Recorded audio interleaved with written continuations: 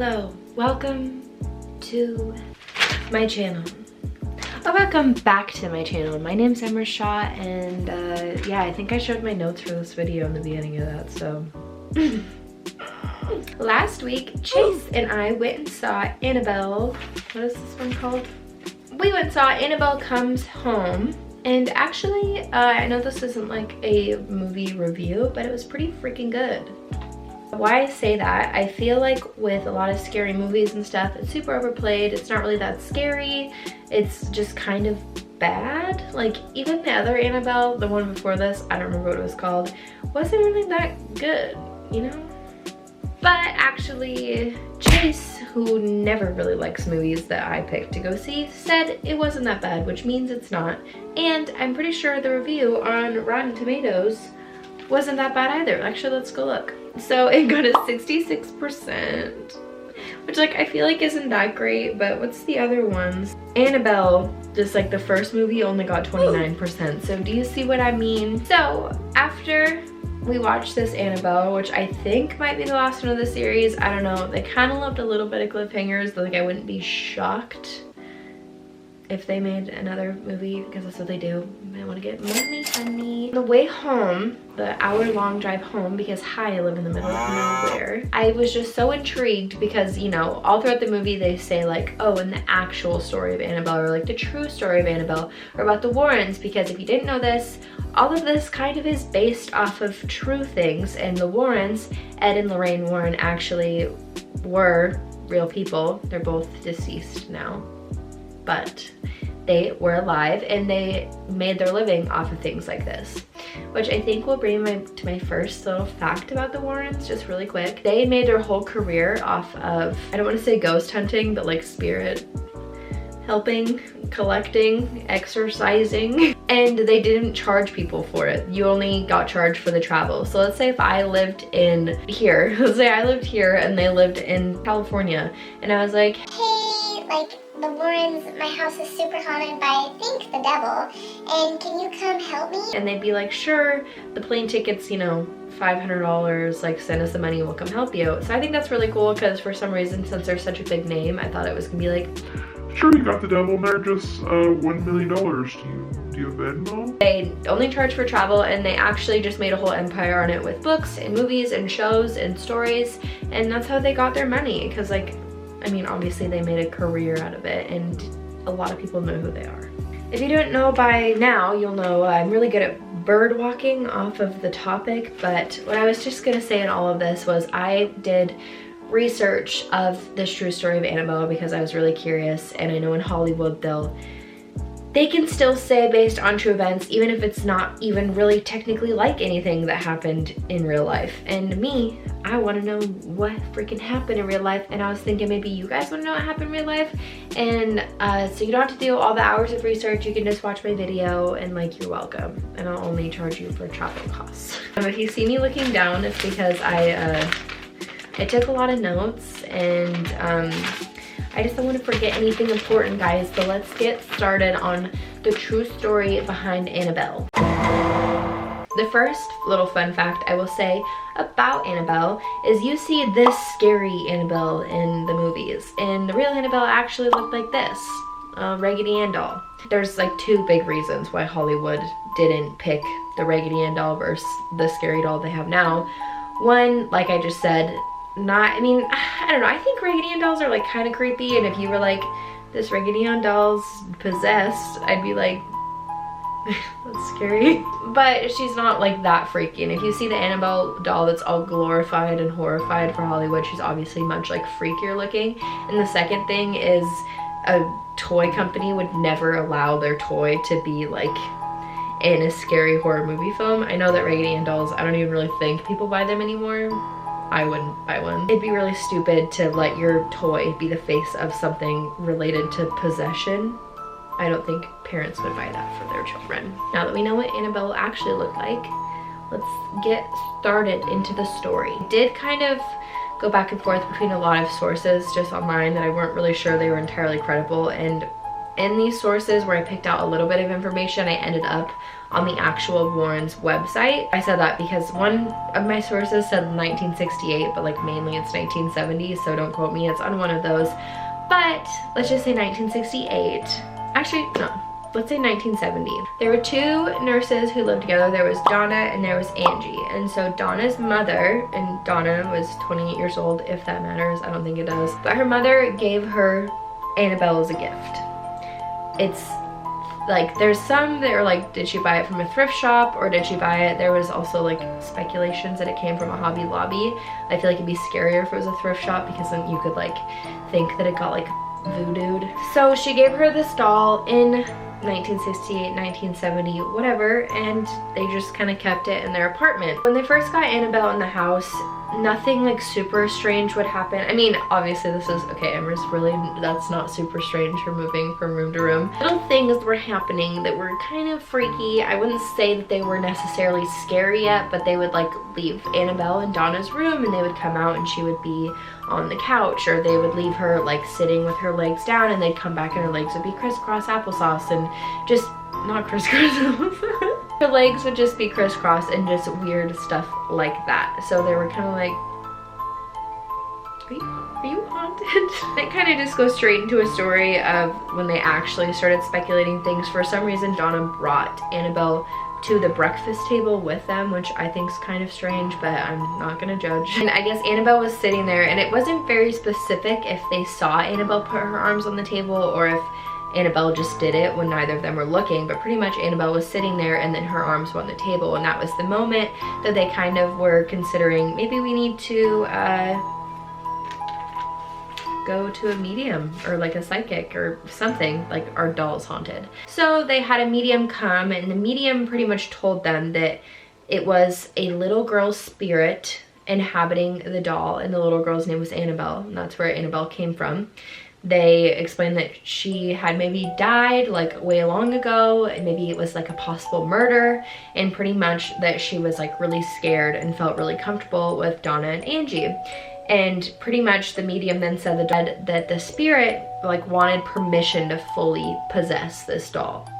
And Donna and Angie, they were feeling, you know, like, oh, this ghost girl likes us. And at this point, like I said, she hadn't really done anything scary. I mean, obviously I would consider like moving, but she didn't do anything like vengeful. So they gave her permission to inhabit the doll, which also learning, I got this fact off of the Warren's website, so it's real. Apparently a spirit can only possess a human, where a demon can possess objects or humans. So if you get where I'm going with this story. Pretty much after they gave Annabelle permission to possess the doll, that is when things got scarier. They found notes on like a wax paper, which Donna nor Angie had in their house anywhere, this kind of wax paper, and it said like help me or help us in like a kid's writing. They also found like strange writing on the walls of the same thing, like items were being misplaced. And then at one point Donna had went into a room where Annabelle was, and she had like blood coming out of her arms and like her back, like little blood. I think that it was like a stain. I don't think that she was actually bleeding, but it was just something that the doll wouldn't have had on her at all. Also kind of thrown into the story a little bit, they had this friend named Lou. I couldn't really find specifics if Lou lived with them or if he was just staying with them a lot or what was going on, but Lou had his own whole outtake on the situation, and this is what I found more on the actual Warren's website, and I think that Lou is a big reason why they went forward with everything. But pretty much the story with Lou is from the very beginning, he never liked Annabelle. He always thought she was really creepy and he got a really bad vibe from her. He would always like tell Donna like, hey, this doll is like not a little girl, like she's evil. I think we should just get rid of her. Like, let's just get rid of the doll. And of course, Donna and Angie were feeling special, so they were like, no, it's fine, she's never done anything bad. So one night, Lou was sleeping on the couch. Well, it's either he was on a couch or a bed, I don't really think it matters, but he was sleeping and Annabelle was next to him, and he knew this, which if you were so creeped out by something, I definitely wouldn't fall asleep next to it, but that's just me. Woke up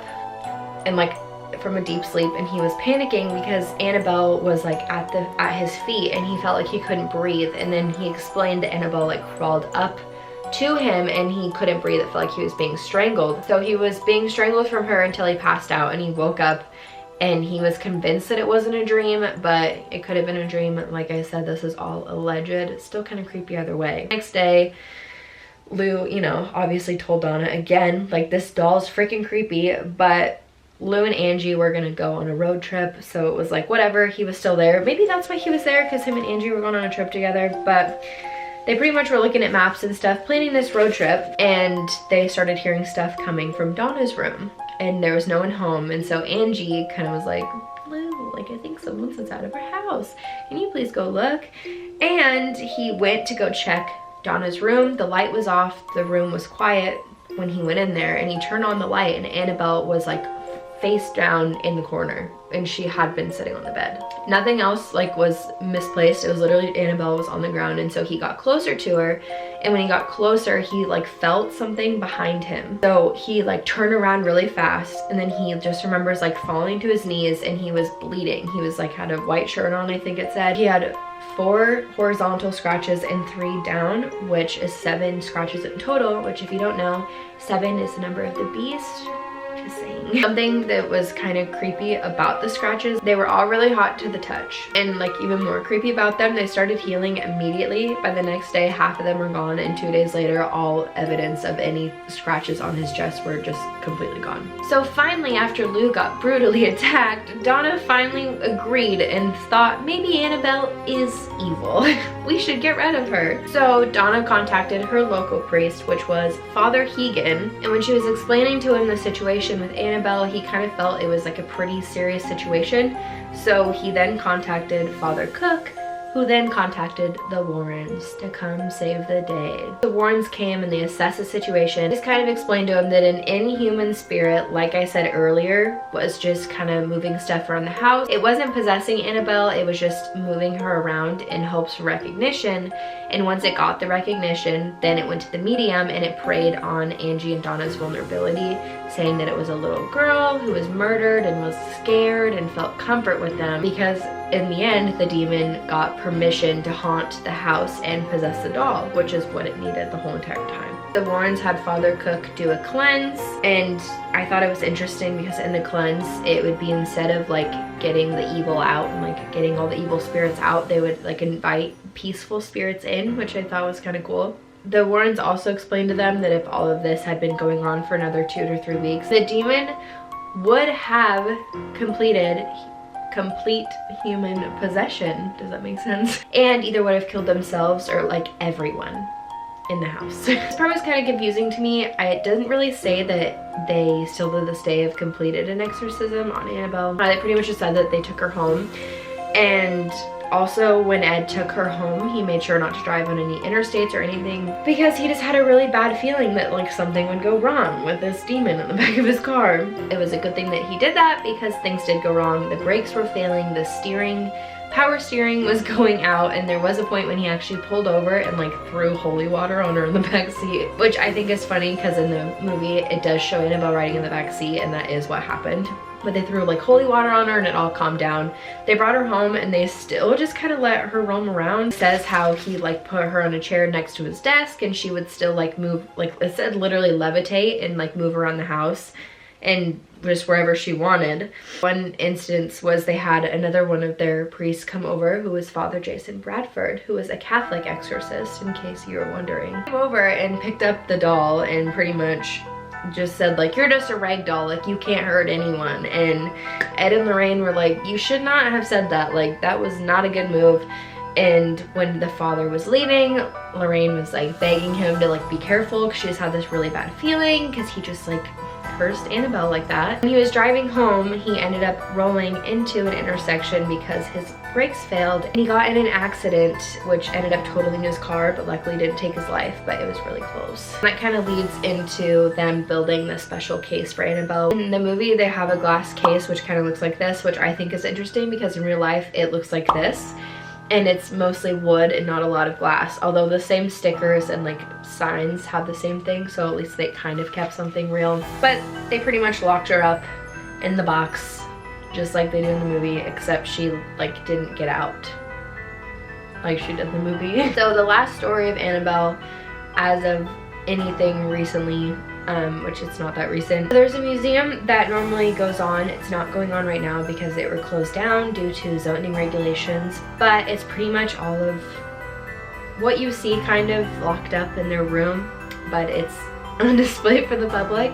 The Warrens used to run it, but obviously they passed away, so now it's carried on by their son. There was once a moment where a young man and his girlfriend came to visit the occult museum, and they went up to Annabelle, and this was when Lorraine was still alive, and he was telling him the story of Annabelle, and pretty much the guy yelled at the case and said like, oh, if this doll can scratch people, I want her to scratch me. And Ed kicked him out. That was insensitive. Also, we know what happened the last time someone, you know, crossed Annabelle like that. So on the way home from the museum, him and his girlfriend were riding on his motorcycle, and he lost control and went head on into a tree. He immediately passed away. His girlfriend was thrown off and was hospitalized. But when she woke up, she said that her and her boyfriend had been laughing about Annabelle moments before he lost control and went head on into the tree that killed him. And that's pretty much it for the true story of Annabelle. It's obviously not as creepy. I still think it's creepy though, I don't know. Also, my throat, I'm like not talking and I don't know, I'm like scared. Is something haunting me and that's why I can't talk. She doesn't want me to tell the true story. I'm gonna leave it at that though, you guys. I love you so much. If you like this video, make sure to leave a like. I'm actually really into like horror and ghosts and like stuff like that, so if you guys enjoyed this, I would love to just keep researching for you and telling you about it, and hopefully next time I do it I can talk without coughing and drinking root beer every 5 seconds. New here, don't forget to press that subscribe button. If you like this video, don't forget to press that like button and put on that bell notification so you know when I post next. Alright, I can't talk anymore. My throat is just like taking poop on me. Thank you guys so much.